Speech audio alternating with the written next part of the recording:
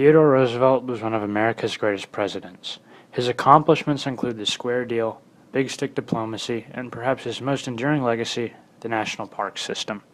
Coming of age during the Industrial Revolution, Roosevelt witnessed the rapid destruction of America's wilderness and was determined to reverse that trend.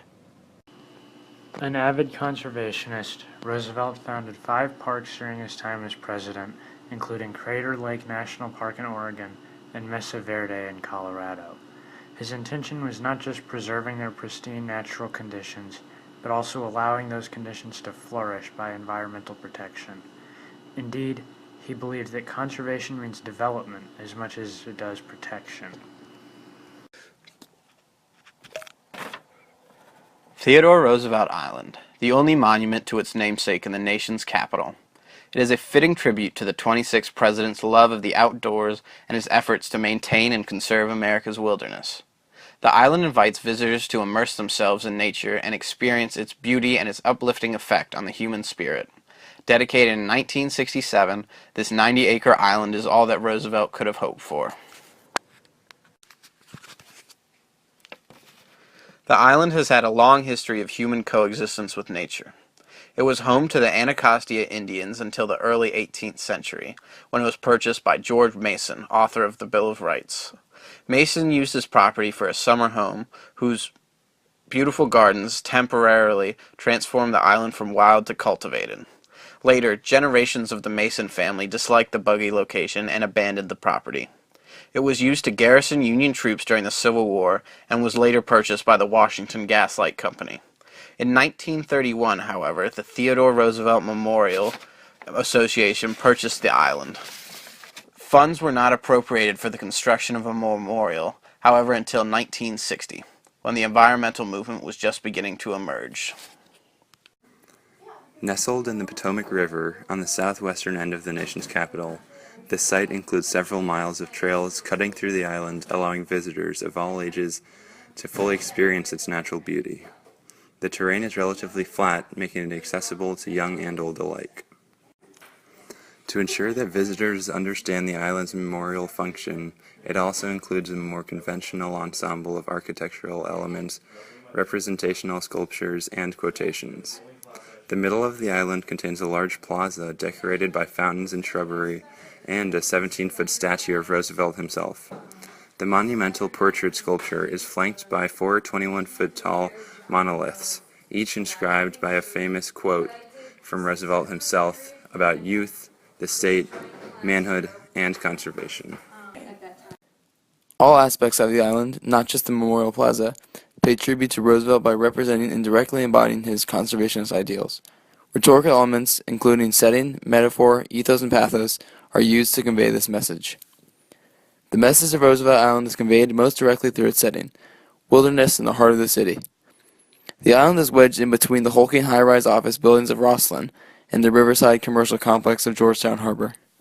This stark contrast between the island and its surroundings makes a visit to the island seem more like a retreat from the bustle of urban life than just a visit to another one of DC's monuments. The island's various ecosystems, from sylvan to swamp, adds to the feeling of getting away from the city. Roosevelt observed, "There is delight in the hardy life of the open," and exploring the trails through the various landscapes of Roosevelt Island helped the visitors to find that delight and feeling of living in the open, even though they are really only 10 minutes from the White House. Interestingly enough, Roosevelt Island serves as a memorial to the only Manhattan-born president.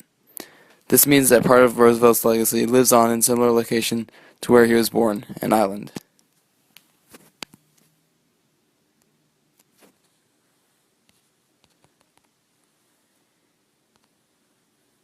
Quiet, it's calm.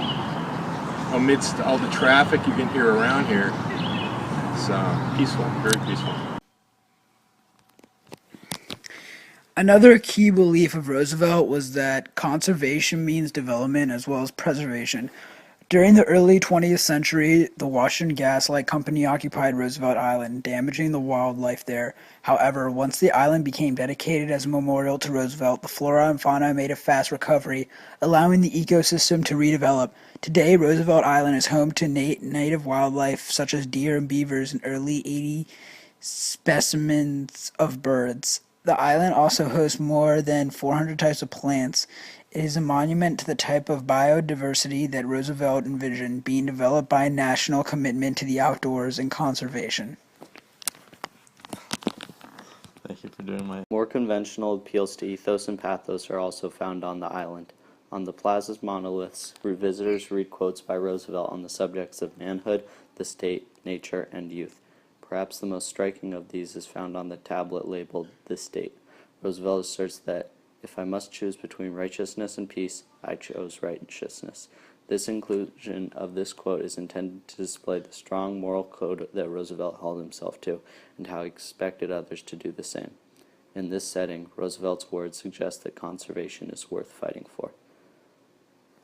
The monolith dedicated to nature states, "There are no words that can tell the hidden spirit of the wilderness. They can reveal its mystery, its melancholy, and its charm." This appeal to visitors' emotions can be said to describe their experience along the island's trails. Along with the monolith, there is a 17-foot-tall bronze statue of Roosevelt himself in the middle of the island. It shows him with his right hand raised, as if waving to a crowd. Surrounded by his own words, the visitor can imagine Roosevelt giving a speech. The massive scale of the statue emphasized what a powerful, larger-than-life figure Roosevelt was in American politics, and how vital his legacy continues to be today. Squad! The plaza, while spelling out the nature of Roosevelt's legacy, nevertheless offers a perhaps unintentional element of irony. One must wonder how Roosevelt, a champion of conservation, would have felt about the creation of this sprawling plaza in the midst of his wilderness preserve. In fact, Roosevelt's daughter, Alice Longworth, privately complained that the statue of her father was the ugliest thing she ever saw. Despite the fact that it takes away from the natural beauty of the island, this memorial court helps to convey the monument's message about Roosevelt's love for the outdoors. The stark contrast between the developed and cleared plaza and the untamed wilderness makes visitors realize how enticing the outdoors can be. The words also encourage visitors to move beyond simply enjoying the island and perhaps engage in more direct environmental action. As Theodore Roosevelt said, "The nation behaves well if it treats the natural resources as assets, which it must turn over to the next generation, increased and not impaired in value." Theodore Roosevelt Memorial Island embodies this idea. In today's world of climate change and shrinking biodiversity, Roosevelt Island remains a powerful argument for why America must develop as well as preserve its wilderness.